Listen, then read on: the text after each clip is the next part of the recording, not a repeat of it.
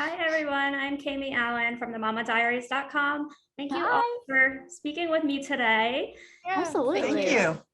So I watched a few episodes and it was really, I enjoyed it a lot.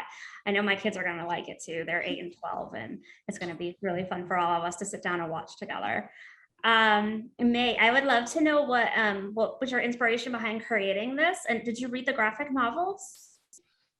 Yeah, so it's based on a graphic novel written by Kim Dwinell, who's a very talented artist, and she created this really fun world of this sleepy beachside town, Surfside, which we always Surfside doesn't actually exist in the real world, but I always saw it as like Central California, sleepy beach town. And what I loved about what she created was it's just this fun sort of evergreen environment where kids just go and play and have adventures, and it's perfectly safe. And we have Sam and Jade, two 13-year-old girls who are, sort of at a precipice of their friendship. They've been friends since they were little kids, and this is the summer before their middle school years. And they're sort of trying to figure out, like, if the differences that they've embraced about each other are now sort of stuff that kind of separates them. And through this, they realize, there's a mystery that comes upon their lives, and it's their differences in how they approach solving this mystery that hopefully brings them together. Yeah, Miya and YaYa, your characters, they couldn't be more opposite. I love that. Are you guys able to relate to them, or are you more like the other character in real life as far as like imagination and like the scientific? Yeah, I think we're definitely like we are like our characters, but we also have some differences too, like from our characters. Like I'm definitely very like imaginative and goofy and wild. But at the same time, like I will still, think about something before I do it, which Sam is very much just like a don't even think, just like do it, just full throttle. And I think that I definitely am a little more like, okay, this could happen or this could happen, so maybe let's not do this. Like I definitely kind of map it out more in my head. But I think me and Sam are pretty similar. Yeah, I mean, I'm like Jade. I'm also a bit of a science nerd myself.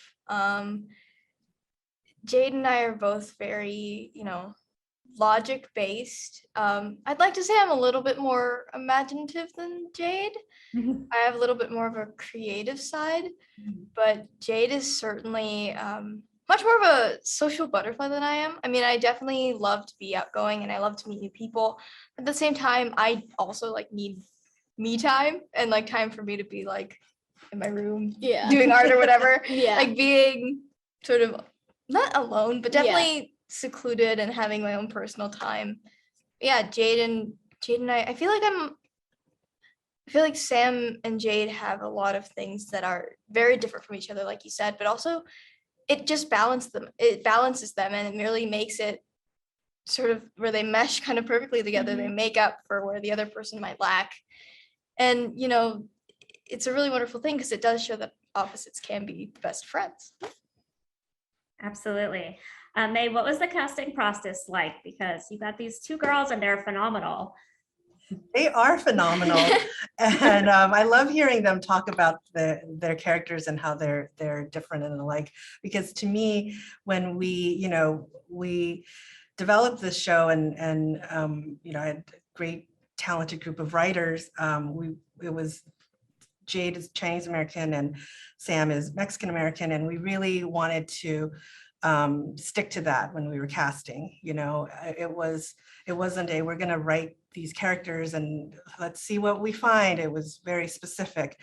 And especially with young talent, sometimes you have a smaller pool to grab from. But we had some really great actors come in to read. But when YaYa read for Sam and Miya read for Jade, it just was immediate, like you knew they weren't just playing characters and reading lines, like they embody who these girls are, that they're so, they're lead characters, two strong women who are smart, and they use their logic and their wild imagination to solve these mysteries. And it was just, when they came to audition, we just knew. And then usually in an audition process, you do, they would read the lines and then you bring them back, and then you do what's called a mix and match, which is you have the different actors read with each other. And there was just you guys had never met prior to this, but it was a clear chemistry between these two, even on Zoom. Yeah.